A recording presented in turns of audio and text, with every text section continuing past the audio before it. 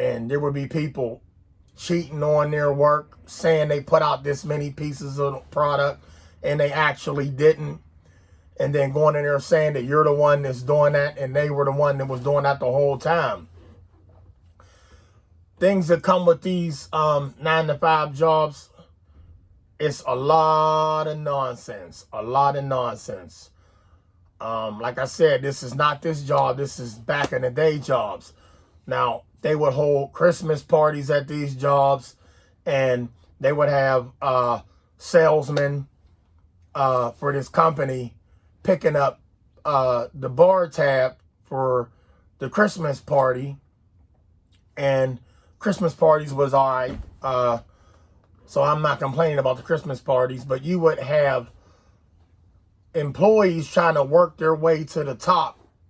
And if you trying to get a position in a company, you're not going to get that position because some female done messed with some supervisor to get that position that you were shooting for, and then you don't get it, and then she gets the position. So it's like all the work that you done put in, all the skills that you got, it doesn't matter because you're not going to get it because she got it. Even with your lunch breaks. I worked at a job where you only got 10 minutes for a lunch break. And then they'll turn around and say, well, it's not actually a lunch break. It's just a break. But yet you tell me, go take your break and go grab a sandwich or something. Well, how can I grab a sandwich? It's going to take me 2 minutes to do that. Another 3 to heat it up. And then another 5 to 6 minutes to eat it. And then you screaming and hollering, where you at? We need you back out here on the floor. These 9-to-5 jobs, man, they a trip.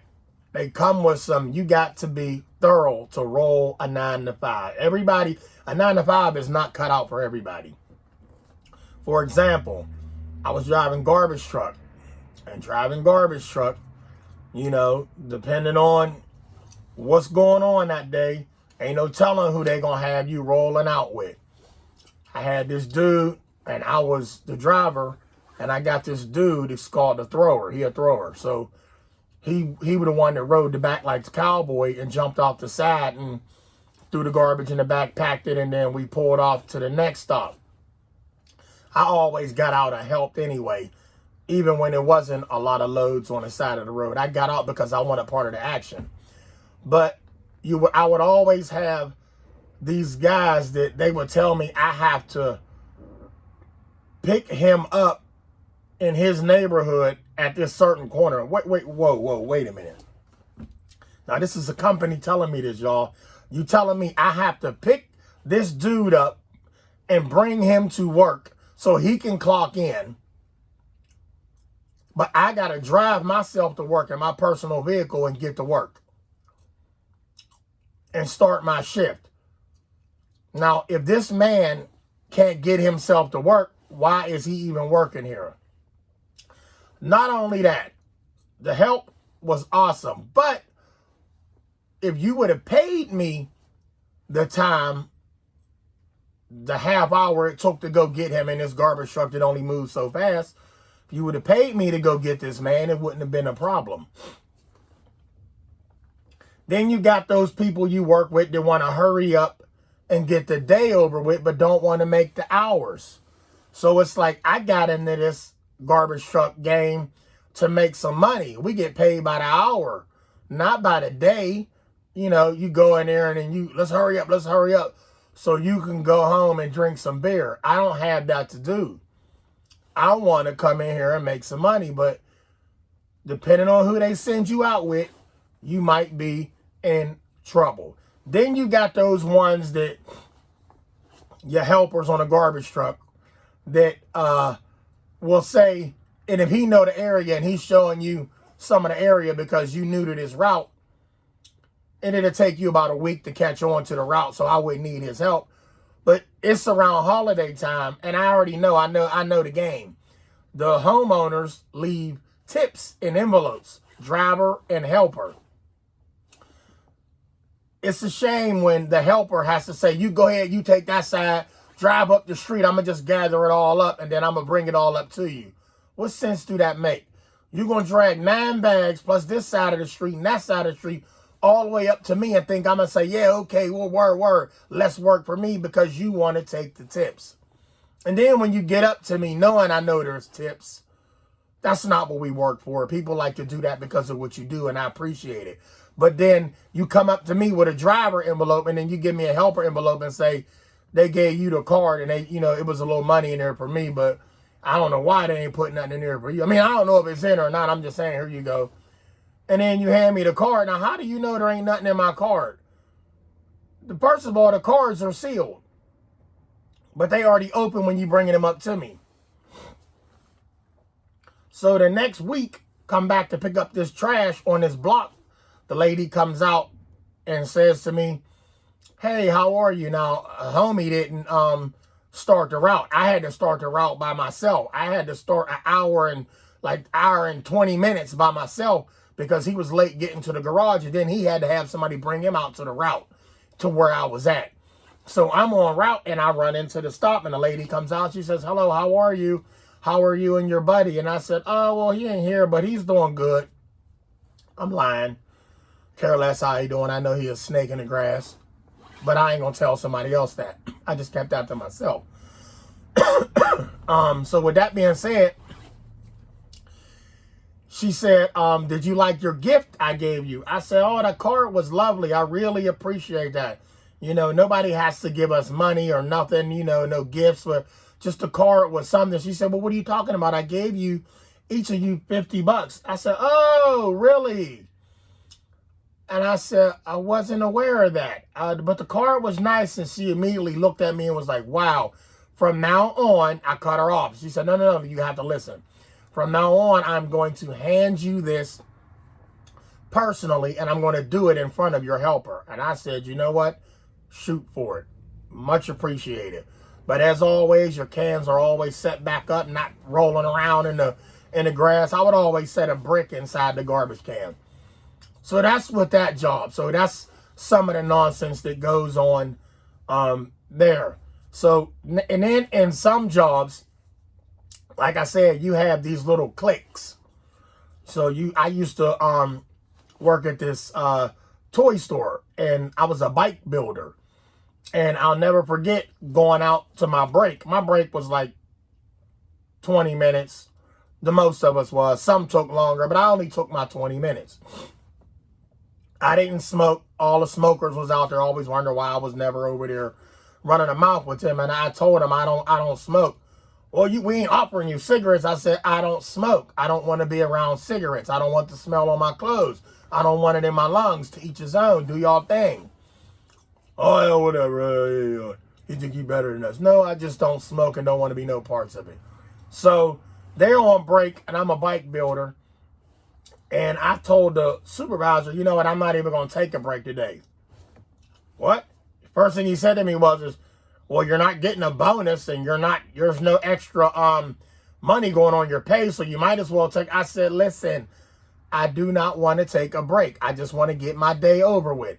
Every bike that I build is perfection. Y'all, I was building bikes back when I was like 7 years old. I was a pro at it. Every 20-inch BMX bike.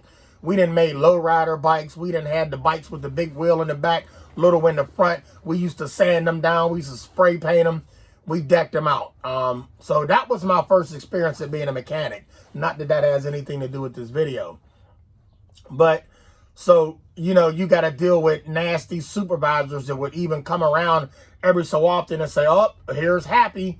Happy's in. And I had to put one of them in his place. And I said, excuse you? What did you say to me? He said, oh, Happy. I said, you call me by my name. Well, I mean, I said, well, you should appreciate the fact that I'm coming in here in a good mood, in good spirits, whether I'm faking it or not, just to get through the day.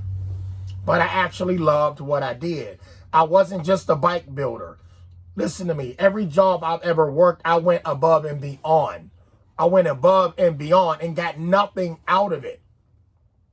Nothing out of a 9-to-5 have I ever gotten anything out of it other than doing their job and going home looking stupid. So I was a bike builder, and I stocked shelves, and I worked in shipping, and I unloaded every truck that came to Toys R Us. Every truck that, anybody remember Toys R Us? Yeah, I used to work at Toys R Us. I was a bike builder back in the day.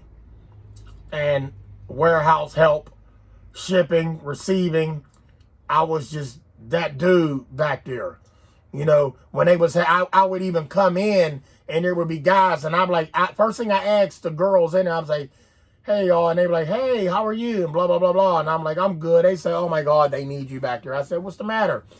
A truck's been in, and now there's 2 trucks back there. So-and-so's complaining, they're mad, and like, I said, say no more. And with my high spirit, I went back there with my energy. I wasn't better than nobody. Never thought that. Went back there and I handled my business. Y'all, it usually takes a truck to be unloaded approximately about a half hour max if the crew was working right. I've unloaded a truck in about 40 minutes, maybe less than that, with 2 people only. 2 people only. And I told the dude before, I said, look here, don't even trip. You stay up in the truck, push the, not to mention we had to set up the conveyors. Y'all, we had to set up the conveyors, put them away after getting everything unloaded, and put everything, check it in with the scanner, and then put everything on the shelf where it belongs, and then put everything in storage in the back of the warehouse until it's needed to be on the floor for sale. So everything had to be checked in. But listen to me, I job y'all not. I'm multitask. Dude, I could do it all. I still can to this day, and I still work like that. I got great work ethics. It's just in the blood. I get it from my father. So with this truck, you know, unloading these trucks, I got back there, y'all. Oh my goodness.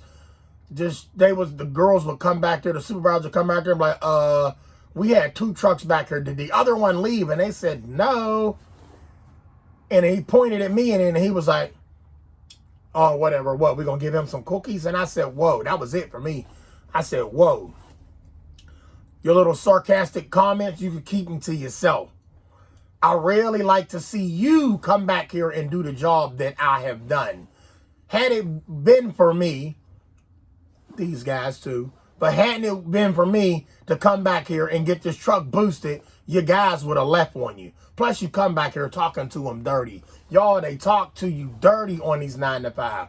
First of all, it's because they're the supervisor. If nobody is doing the work the way they see fit, their job is to come back there and chew you out and get it all done. If not, then they're going to get chewed out by their supervisor. So every supervisor has a supervisor and then the boss. You understand what I'm saying? And they talk to you any way they want, no matter how much you do for the company. No matter how much you do for the company. And these 9 to 5 jobs, the benefits, y'all, I always told them you could keep your benefits. Make my cash go up. I said this for years. All these benefits, I don't care about that. Make the money go up. I could do things with the money. If you pay an employee and make them happy so they can go home and do what they got to do with that money, then there won't be no problem. See, but these companies is pocketing all the money for themselves. They're giving you just enough so you have to come back and work for them. And I'm sure in some cases, if they paid you enough, some people will take a paycheck and be like, I'm done. I got a nice one. But don't realize that's going to run out unless you got your own business.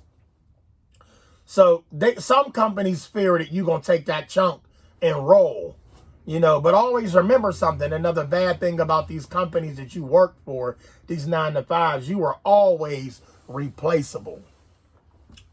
You were always replaceable. A homie of mine told me one day, he said, remember this, the day you train somebody, that's your replacement.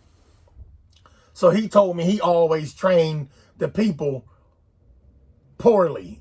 And I'm like, wow, really? I mean, you do what you do, but he always trained them poorly. Like, he didn't give them the whole 100. He just gave them enough to slip through the door, but not the full 100 pack. of the knowledge that the dude need.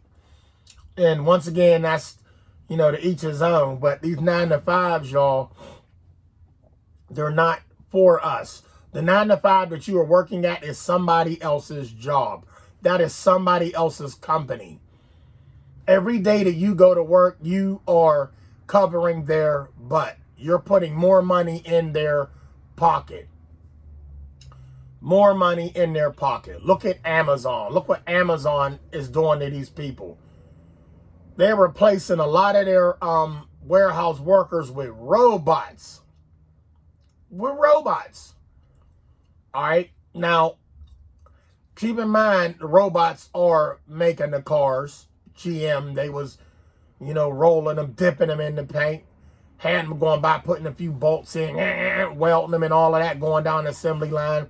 And there was a few jobs in there for manual work.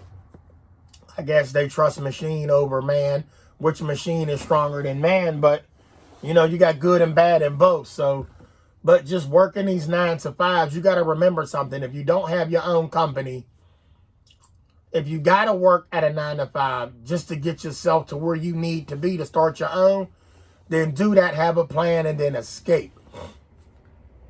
If I had an escape route, y'all, trust me, I would have been gone a long time ago at this job.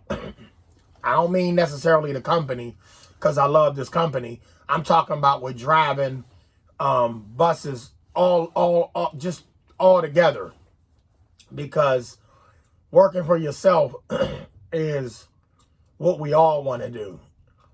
So, but like I said, driving this bus, I love it. I love this job. I'm just talking about other 9-to-5 jobs out there. Like I said, I had many 9-to-5s. This is my last one. Let me say that again. This is my last 9-to-5. And I'm talking throughout the years. I ain't getting another 9-to-5. If I ever change my mind and I don't want to do this anymore, I'll be good. But anyway, with that being said, a 9-to-5, y'all, comes with a lot.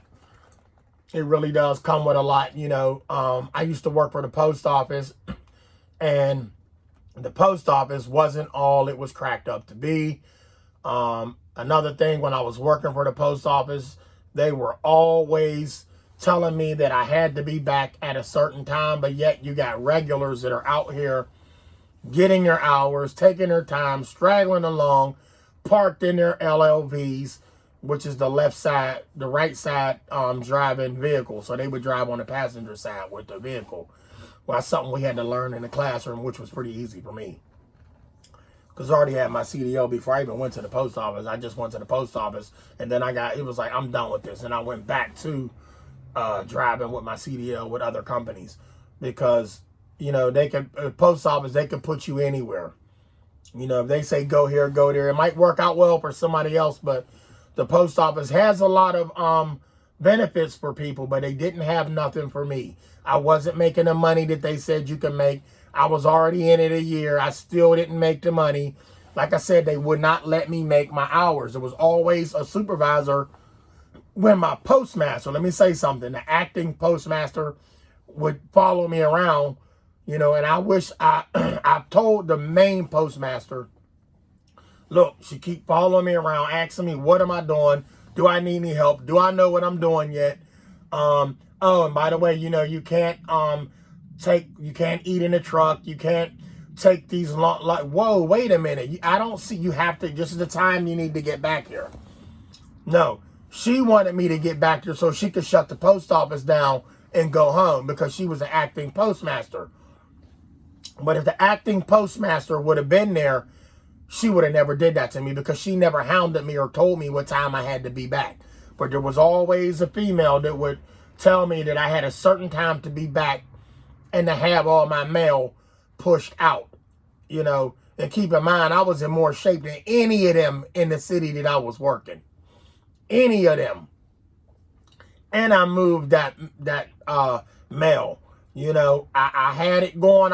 You had to carry parcels in your satchel, deliver the mail at the same time, walk the hills, down the hills, Watch out for dogs. Don't get bit by dogs. And I almost got bit by a little ankle biter dog. I had to hop a fence. It got this close to my ankle. I never told them when I was in there. It almost got me though, y'all. It almost got me, but it didn't get me. I'm really quick on the feet. I'm still athletic as I was in high school. So I was like, hurdle time. Mail and all. Didn't even drop a snitch of mail. So, you know, when you deliver mail in the post office, crazy thing about that is no matter what, she told me you have to keep the mail moving. Well, if that's the case, why are all these other mailmen sitting over here on the side, eating in the truck, reading newspapers? I loop one block, come around one block, I come back, he's still there. I don't care if they regulars or not. No, I don't want the breaks that they taking. I scarf a sandwich down, zoom, zoom, zoom, and I keep it moving. I'm eating while I'm walking. But you telling me I can't stop? I got to keep the mail moving? Give me my credit. Give me my props. Are you serious? Are you serious? And then telling me you need me one day up in another county that I know nothing about. Let me say that again. Then they needed me up in another county that I knew nothing about. Whether you giving me a mail truck or you out of your mind. And it was dead of winter. I would have never even made it up there. Let alone it's hard to deliver mail in a LLV in the winter here, even though they were like armored tanks, you know, but trying to get up the parkway, the highway, and then hit that neighborhood and their main mail service, get my packages and get out on the avenue and not knowing where I'm going. Now your packages are going to be late because I don't know the area. All right. And that was just one of the jobs that I had. But once again, I had a lot of jobs where you had to put up with a lot of nonsense coming up. I worked at a factory called Daily Juice. Some of the people that worked there, nothing against them, was inmates in prison. So they was used to the 12-hour shifts. We had to work 12-hour shifts. And we worked in the thing they called the bottle room.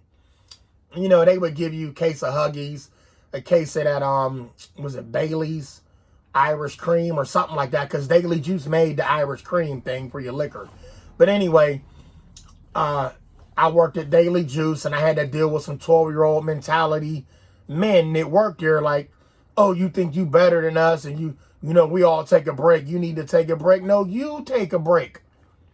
I don't need to take a break. If this crew right here is still working, I'm working.